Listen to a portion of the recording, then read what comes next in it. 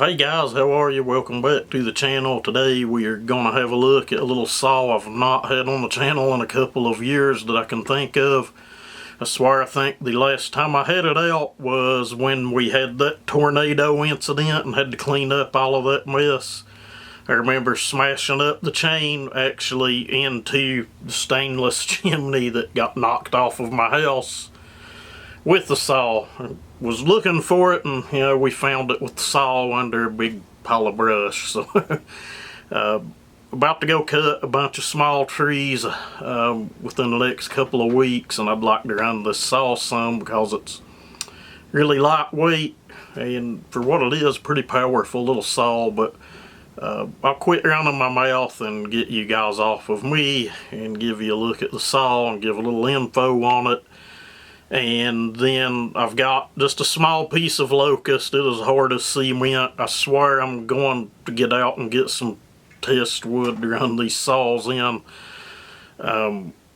Stuff just takes time, guys, but let's have a look at this saw. Alrighty guys, there she is. This little saw, to be brutally honest, kind of started my whole chainsaw YouTube journey, I guess. It kind of shown me that I could get a little bit of following with the saws, and it's kind of gotten really crazy since then. But bought this new March of 2016, around 2019 or so. I've done a little video on the channel, and that video since then has dang near 70,000 views.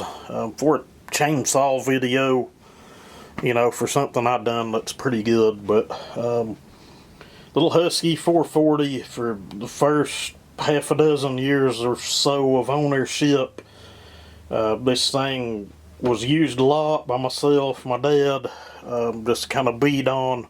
It put a lot of wood on the truck. It's been a few years since I ran it. The last big task I done with it, like I'd mentioned earlier, was the tornado cleanup. And then before that, a year or so before that, I'd used it to clear cut a small patch of hickory and some other trees over on our property. And it's just, seen general small saw use since then. Upgrades to the saw. The first round of mods I've done to it, I swear I think I just done a muffler mod. Hopefully I get it in frame. I didn't really care how I done it, and I've been tempted to find another OEM muffler. Maybe just add a different deflector or something on it to make it a little cleaner, but just took these, they're indentions that's normally in the front of this. I seen another YouTuber do it, and I was like, would it be easy, simple? Just kind of opened them up, fish gilled them, but kind of regretted it right after I done it. But the saw seemed to really like it, so I've just kind of left it alone. The saws had a little bit of an ignition timing advance. Of course, the carb retuned on it. I don't think this thing had limiters from the factory, but does take a special splined tool to adjust it from what I remember. It has been taken down and completely ported about anything you could do to it minus finger ports. And then that style of cylinder, I don't know that they would be real beneficial or not. It's a front-fed transfer design.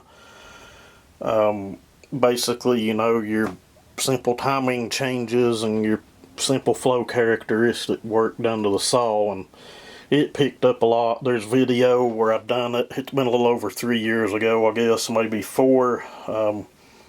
It's like a daylight to dark difference on the cut of how it performed afterwards. And if you can call that a modification, 16-inch Samira bar saw originally had an 18 on it.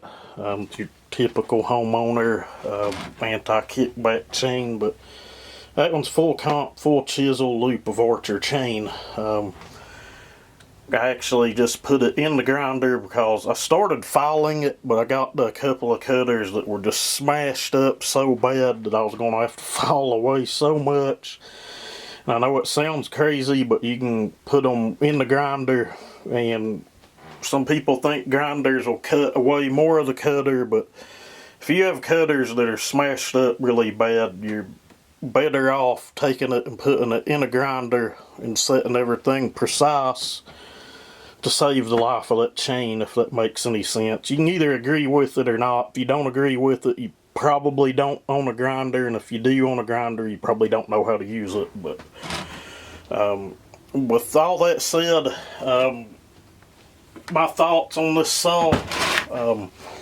If you are a homeowner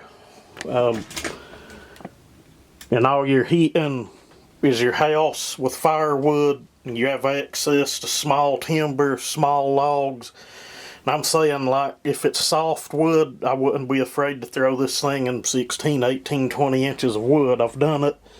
Hardwood, you might want to back that down to a little smaller, but I've cut 18 inches of red oak, 18 inches of cherry with this thing when it was bone stock, and as long as you have that chain spot on and razor sharp, it would cut whatever you wanted to put it in. Is it a fast saw stock? No, not by any means. Is it a really fast saw now modified? Well, compared to what it was stock, it's a lot faster, and most people that watch it, I don't know, they kind of agree with it, but this piece of locust I've got out here, it's probably going to make it look slow. I'll look around. If I can find something softer, we will, but there is video on top of video on my channel of this little saw. If you can find one cheap, by all means pick it up. This saw, when I bought it, I bought the saw, I bought 2 extra loops of chain, I bought the filing kit, what else? Bought a scrunch. I bought the big Husqvarna boxes, which is where this saw has lived the whole time I've had it, which is why it still looks so good. It's shiny, the plastic looks good, but you know, you can probably see it's got your scuffs and things from use, and I've always cleaned the saw, always took an air hose and blown it out. First kind of more expensive saw I'd bought before this one, I'd bought a Wild Thing new in about '05. I still have that saw, and went through several Super 2s, little home light Super 2s. For what they are, those were an awesome old saw, but going from a Super 2 to the Wild Thing was pretty good jump, and going from that Wild Thing to this made this feel like it was on steroids. But I'm just kind of trying to give honest opinions on it. They are going to be saw snobs that's used to running pro level saws. Take note, I have saws all the way up as big as an MS 880. You've probably seen the video before this. Is a 390 I just traded for a while back. I have a 500i 661. 2 or 3 066s, an MS 660. The last time we counted, I think the total was around 70 something saws, and I've actually probably sold a dozen saws in the last year or so and traded some off. But just being brutally honest, there's not a thing wrong with this saw for general use. If you're trying to get it and do commercial work, I don't know how well the suspension on the saw would hold up, but as far as reliability, you know, as long as you kept the chain sharp and wasn't just completely beating the hell out of the saw, you know, you'd probably be alright. But I honestly think they have discontinued this saw. Don't quote me on that, I may be wrong, but it seems like they have a 445 now, I think. From what I've seen, I've really not seen one of these new anywhere in a long time, but this one right on the tag, 2016 model. You know, my honest opinion on it after owning the saw for 9 years. But we'll end this video. I'll go out here and make a couple of cuts, and we'll wrap it up. And as always, you know, I hope this helps someone. Something else, going down to the shorter bar helped it as far as performance a lot. You know, you're turning less drivers. It's like putting a lower gear ratio into your old hot rod, if that makes sense. What I would really like to do in the future, but I doubt I will, I mean, that's a pretty nice setup, is maybe somebody else, if you have one, I honestly think if you went to a 3/8 low pro setup, got a floating rim sprocket, you know, that was a 7-pin, and went to 3/8 low pro setup, really nice Pico style chain on it. Saw would probably perform even better. At the end of the day, it's like 40.5 or 41 cc's was rated at, I'm wanting to say 2.5 horsepower stock. Who knows what it's making now? Maybe a little over 3. Who knows? You know, it's a lot better than it was, but it still ain't a big powerhouse. But that said, we'll wrap this up, go out and make some cuts. I thank y'all for watching as always, and I hope y'all have a good one.